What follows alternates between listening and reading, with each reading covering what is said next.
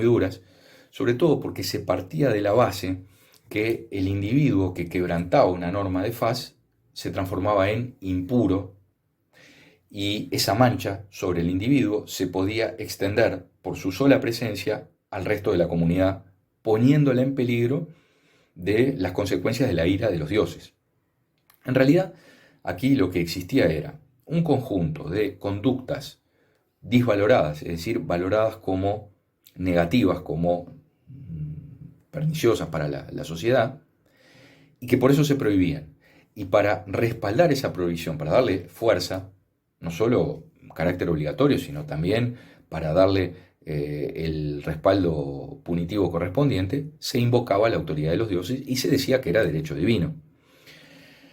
Esas sanciones en el derecho primitivo romano, en el FAS, eran básicamente dos, es decir, existían dos mecanismos. Por un lado estaba el sacrificio de los individuos a la divinidad. Aquel que cometiera una transgresión a un precepto del FAS, el que desafiara la autoridad de los dioses quebrando una regla de derecho, se veía expuesto a un sacrificio. Cuando digo sacrificio, podía ser la muerte, es decir, la pena de muerte lisa y llana, o que ese individuo quedara reducido a una especie de esclavitud en favor de la divinidad. Es decir, que por lo tanto ese individuo ya no sería libre, ya no podía hacer lo que quisiera, sino que estaba obligado a hacer lo que la divinidad quisiera, de acuerdo a lo que los sacerdotes, a los jefes de religión, dijeran que eran los mandatos de los dioses. A este individuo sacrificado a la divinidad se lo conocía como Homo Sacer. Se escribe Homo con H, Sacer, S-A-C-E-R, Sacer, Homo Sacer, se escribe todo junto.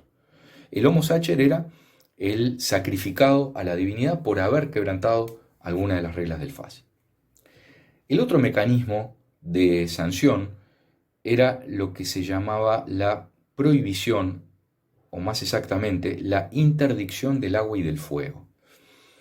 El agua y el fuego como elementos esenciales para la vida, pero también como elementos de carácter religioso. Es decir, que cuando a alguien se le aplicaba la interdicción del agua y el fuego, en realidad se lo estaba excluyendo de la religión. Y el excluido de la religión era un muerto en vida.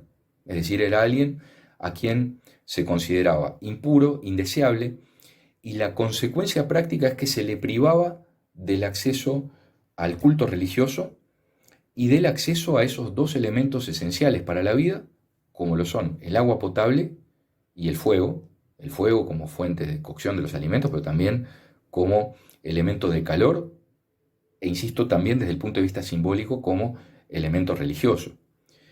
Este es un mecanismo que anticipa algo que estudiaremos más adelante y que fue típico del derecho romano, que es la llamada muerte civil.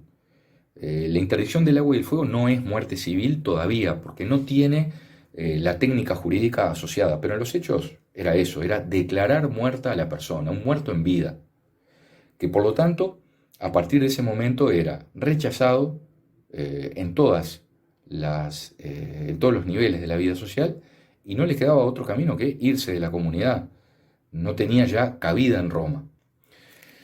Fíjense qué respuesta a esto, fuera de lo jurídico, ¿no? Qué respuesta distinta a lo que hacen las sociedades modernas.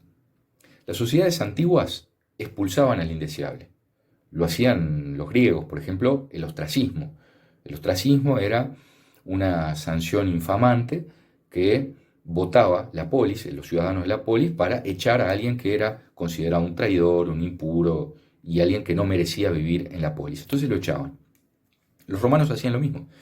Los romanos echaban por la vía de consecuencia, es decir, le privaban al individuo del agua y el fuego y del culto religioso, y por lo tanto lo estaban echando más allá del río Tíber, lo estaban expulsando a la nada, fuera de la civilización conocida.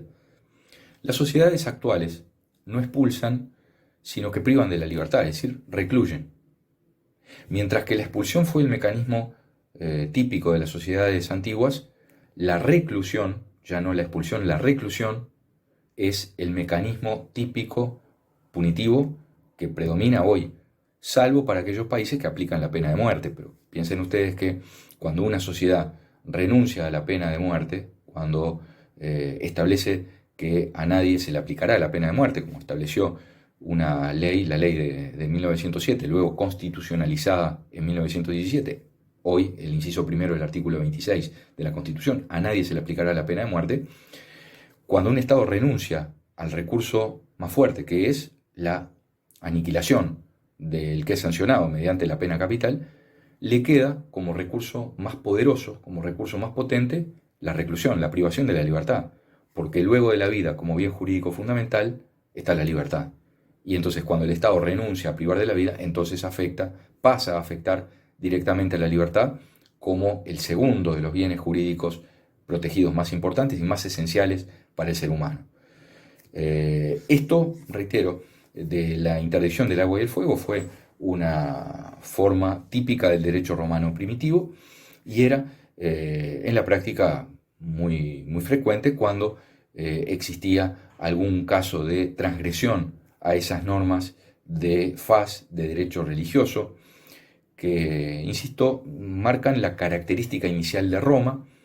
Roma como pequeña ciudad, como pueblo de agricultores, que tan solo tenía una extensión geográfica muy, muy limitada, muy acotada, y que tenía unas reglas de derecho muy, muy claras y muy rudimentarias.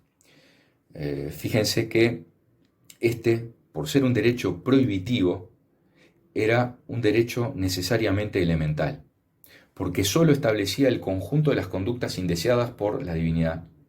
Se decía lo que no se debía hacer, pero faltaba lo principal, que fue lo que vino después, el derecho que regula todo lo que sí se puede hacer.